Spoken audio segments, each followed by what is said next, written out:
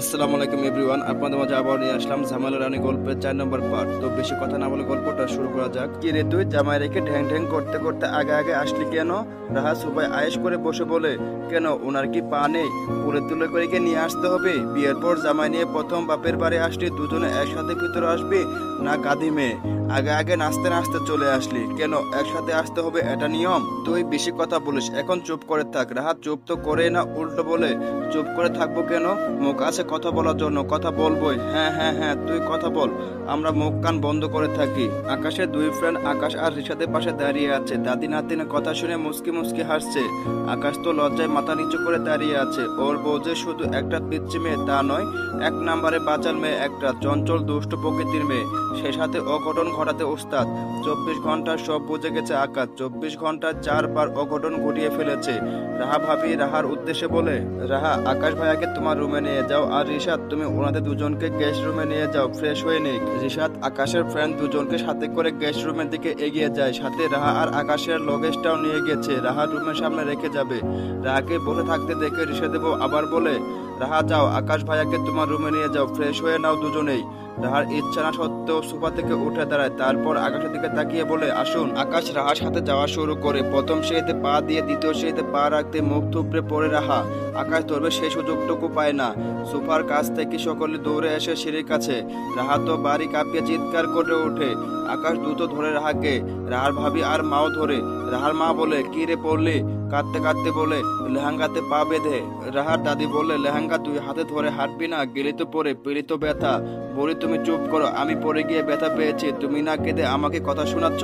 রাহার ভাবি বলে, কোথায় ব্যথা পেয়েছো, হাঁটুতে না কোনোতে? রিশাদ দৌড়ে এসে বোনের চিৎকার শুনে উতরা হয়ে বলে, কি হয়েছে রাহার? লেহেঙ্গা পা বেঁধে পড়ে গিয়েছে। রিশার কপাল চাপড়ে বলে, দুবার তো অন্যকে ফেললে, এবার নিজেও পড়লে। কোথায় কোথায় ব্যথা পেয়েছিস? হাঁটুতে আর কোনোতে অনেক ব্যথা পেয়েছি। রিশাদ ওর মায়ের দিকে তাকিয়ে বলে, আম্মু জানো তোমার এই গণধর মেয়ে কি করেছে শ্বশুর বাড়িতে?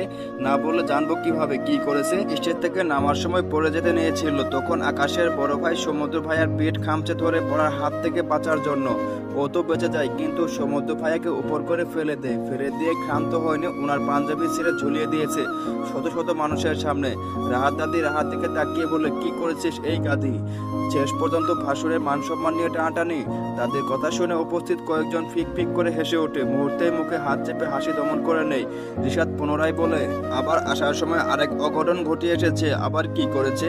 আকাশের এক বোনের লেহেঙ্গায় পাড়া দিয়ে উপর করে ফেলে দিয়েছে। মেয়েটা একা পড়লেও একটা কথা ছিল, কিন্তু পড়তে পড়তে সাথে আরো কয়েকজনকে সাথে নিয়ে পড়েছে।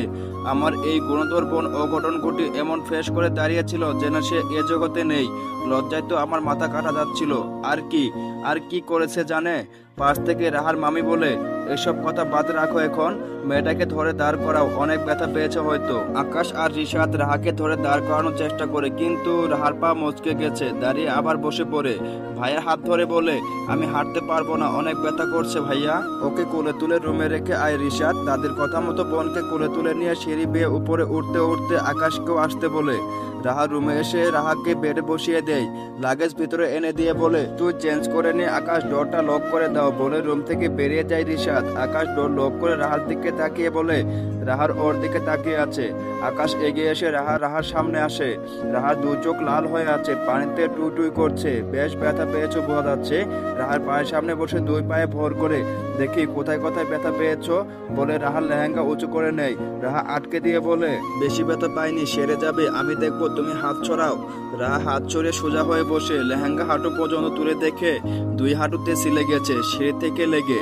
ডান পায়ের গোড়ালি উপর লাল হয়ে ফুলে উঠেছে। পায়ের দিকে দৃষ্টি রেখেই বলে, দেখে হাঁটবে না, এতটা বেখেয়ালি কেন তুমি? সাবধানে চলাফেরা করবে সব সময়। কতটা ব্যথা পেয়েছো দেখছো? আমি এর আগে কখনো শাড়ি বা লেহেঙ্গা পরিনি, তাই বারবার পায়ের সাথে পেঁচিয়ে যাই। এসব শাড়ি লেহেঙ্গা আর পরতে হবে না, কাল বাড়ি ফেরার পরে ড্রেস কিনে দেবো। আজকের মতো তোমার আগের ড্রেস পরে নাও। আচ্ছা, একা চেঞ্জ করতে পারবে নাকি কাউকে আসতে বলবো? একাই পারবো, শুধু লেহেঙ্গা আর সেফটি পিনটা একটু খুলে দিন পিছনগুলো। আকাশ বসা থেকে উঠে দাঁড়ায়। রাহার হাত ধরে কোনোই দেখে কোনোতেও কিছু রক্ত জমাট বেঁধে আছে। রাহা একটু উল্টো করে বসে পিঠের দিকে ওড়না লাগানো সেফটি পিন গুলো খুলে দেয় আকাশ। চুলগুলো দেখে রাহা বলে এগুলো খুলে দিন। আকাশ একে একে চুলে লাগানো ক্লিপ গুলো খুলে দেয়। রাহার গা থেকে লেহেঙ্গার ওড়নাটা খুলে বেডের উপর রেখে দাঁড়ানোর চেষ্টা করে, কিন্তু ডান পায়ে ভর করতে পারে না। ব্যথায় মুখ দিয়ে মৃদু শব্দ বেরিয়ে আসে। বেডের উপর ভর করে দাঁড়ায়। কাউকে ডাকবো না? ব্যথায় তো দাঁড়াতেই পারছো না। পারবো আমি বলে আস্তে আস্তে খুঁড়িয়ে খুঁড়িয়ে হেঁটে আলমারির সামনে গিয়ে দাঁড়ায়। থ্রি পিস বের করে নিয়ে ওয়াশরুমে প্রবেশ করে। আকাশ হতাশ দৃষ্টিতে ওয়াশরুমে বন্ধ দূরের দিকে তাকিয়ে থাকে। তারপর লগেজ খুলে নিজের ড্রেস বের করে চেঞ্জ করে নেয়। রাহা ওয়াশরুম থেকে বেরিয়ে আসে, হাত মুখ ধুয়ে ফ্রেশ হয়ে হাতে মেরুন রাঙা লেহেঙ্গাটা চেয়ারের উপর রেখে বেডে গিয়ে শুয়ে পড়ে। আকাশ এক নজর রাহার দিকে তাকিয়ে ওয়াশরুমে প্রবেশ করে। খাবার নিয়ে এসে ডোর নক করে রিশাদের বউ নীলা। আকাশ গিয়ে ডোর খুলে দেয়। খাবার নিয়ে ভিতরে প্রবেশ করে নীলা বেডে শুয়ে থাকা রাহার দিকে তাকিয়ে বলে, শরীর খারাপ লাগছে, ক্লান্ত লাগছে, খেয়ে রেস্ট নাও, ভালো লাগবে। পাশ থেকে আকাশ বলে, পেন কিলার আছে ভাবি? হ্যাঁ আছে।